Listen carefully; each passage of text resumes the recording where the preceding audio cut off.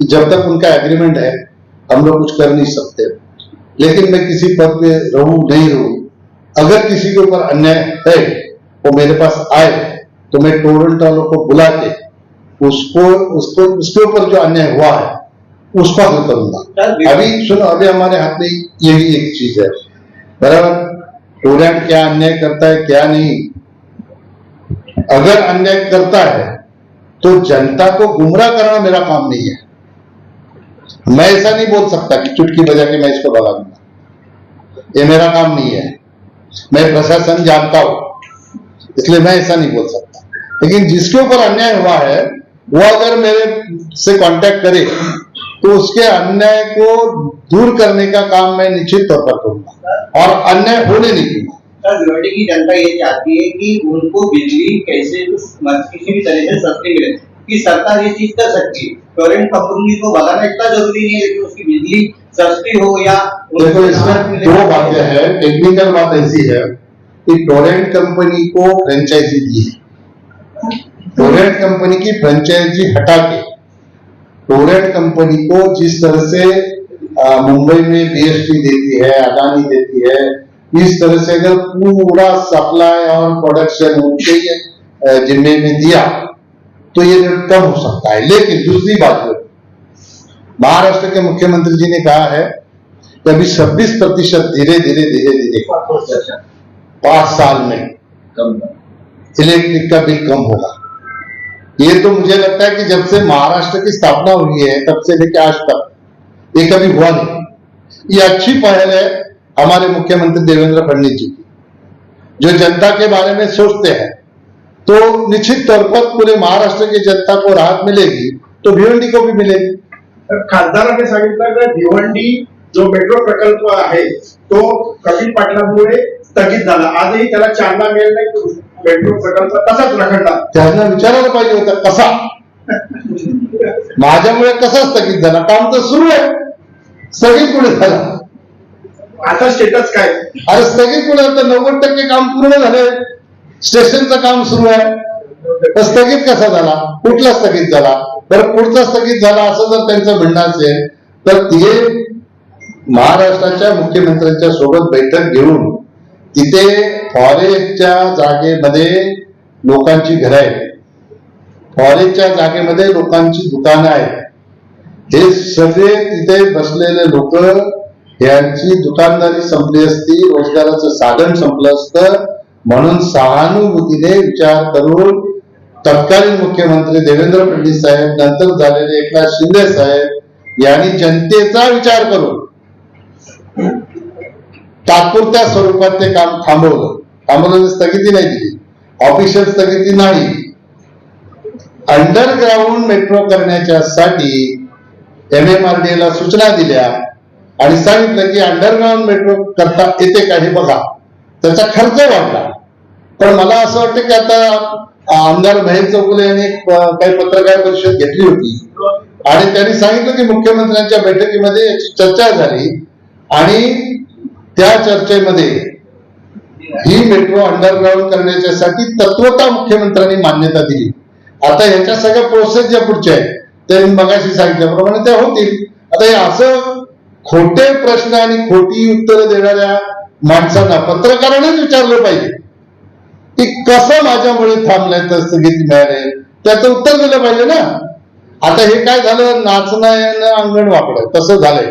मी काय केलं नाही आणि केलंय ते आता मी केलंय, माझं काम मीच कसं थांबवणार? त्यांचं असं म्हणणं आहे की गेल्या 10 वर्षात खासदार कपिल पाटील यांनी भिवंडी साठी आणि संपूर्ण जिल्ह्यासाठी ग्रामीणसाठी उपयुक्त असलेले स्वर्गीय इंदिरा गांधी रुग्णालयाला जिल्हा रुग्णालयाचा दर्जा देऊ शकलेले नाही। अरे वा, मस्त प्रश्न विचारला। इंदिरा गांधी रुग्णालयाला दर्जा देण्याचा काय पद्धत आहे कोणाला माहिती आहे का? माहिती आहे? कुणाला तरी माहिती? पत्रकारांनी कधी माहिती काढली का? असं आहे, एखादं शासकीय रुग्णालय हे 200 कॉटचं जर असेल तर त्याला फक्त कन्वर्ट करायचं असते जिल्हा रुग्णालयात। आपलं IGM हॉस्पिटल हे आधीच 200 कॉटचं आहे, बरोबर?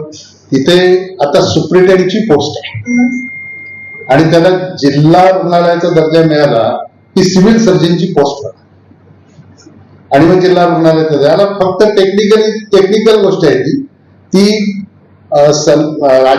राज्य सरकारच्या माध्यमातून ही गोष्ट करायची. हे काय पत्र दिलं, मी हे दिलं, त्याने ते तरी दिलं का? मी काय, मला लोकांनी 10 वर्ष फक्त पत्र देऊन गप्प बसण्यासाठी नव्हतं केलं. मला लोकांनी पत्र देऊन ते काम पण पूर्ण करण्यासाठी खासदार केलं आणि मंत्री पण त्याच्यासाठी केलं. आता मीच ते करून आणणार. जिल्हा रुग्णालयाचा दर्जा आहे ना, ते ऑलरेडी जिल्हा रुग्णालयाच्या दर्जाचं हॉस्पिटल आहे, त्याला दर्जा देण्याची गरज नाही. दुसरं माहितीसाठी म्हणून सांगतो, दुसरं एक पलीकडे आमदार आहे, तेही सांगतात की आता जे बाल आणि महिला रुग्णालय जे आपण 200 बेडचं मंजूर करून आणले केंद्र सरकारकडून, किती पैसे? 52 कोटी केंद्र सरकारकडून नॅशनल हेल्थ मिशन मधून मंजूर करून आणले.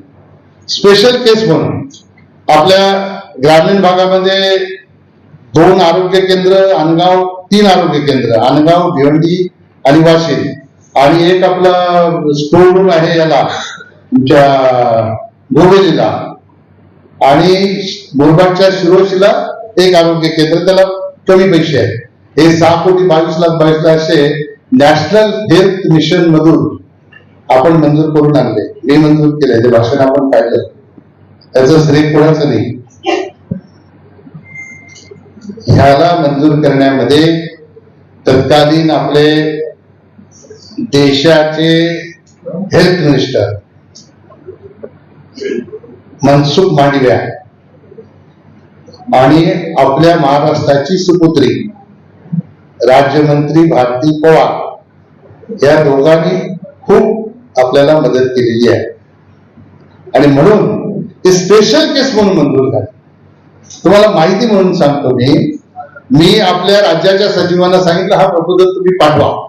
ते बोलले सर अशी काही स्कीमच नाही. बोलत तुम्हाला काय करायचं परत येत तुम्ही पाठवा. माझ्या शब्दाखातर त्यांनी पाठवलं. पाठवल्यानंतरही बोलला साहेब ते परत येणार. ते परत आलं नाही. त्या प्रपोजलच्या सोबत निधी मंजूर करून परत आले. स्पेशल केस म्हणून आपल्या ठाणे जिल्ह्याला केंद्र सरकारच्या नॅशनल हेल्थ मिशन मधून हे पैसे आपण मंजूर केले. आता हे दर्जा देणे खूप सोपं काम आहे. जिथे उभं राहतात ते कामच मी मंजूर केलंय. तुमचं आहे काय? बरं कसं मंजूर करायचं याची पद्धत तर माहिती पाहिजे. आधी प्रोसिजर शिका आणि मग काहीतरी बोला. ते असं बोलून होत नाही. नुसतं हवेवर काहीतरी बोलायचं आणि लोकांची दिशाभूल करायची, ते असं कुठे चालते का? दुसरं तिथं स्टाफिंग पॅटर्न मंजूर करा, तिथे स्टाफ नाही, लोकसभेत प्रश्न. केंद्र सरकारने जरी हे 200 बेडचं हॉस्पिटल मंजूर केलं असेल, याला सुद्धा स्टाफ केंद्र सरकार देऊ शकत नाही. हा कायदा आहे. याच्यासाठी सुद्धा स्टाफिंग पॅटर्न हा राज्य सरकारलाच मंजूर करावा लागेल.